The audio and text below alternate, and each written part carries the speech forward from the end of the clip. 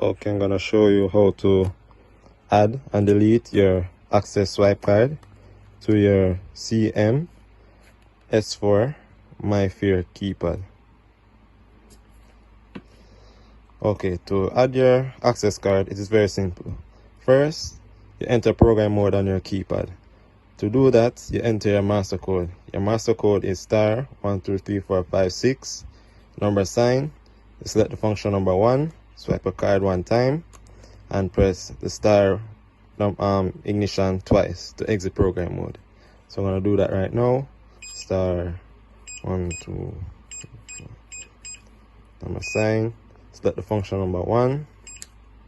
Get your card. Swipe it once. Program. You press the star button twice to exit program mode. So when I swipe my card one time, it will give me access to my access control system. See? Okay, now to delete the card now, you enter program mode again.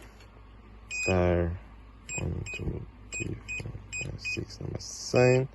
Select the function number 2. Swipe your card one time. I press star twice to exit. And my card now will deny access to my keypad. See?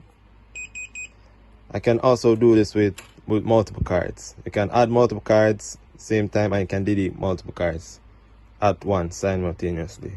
Okay.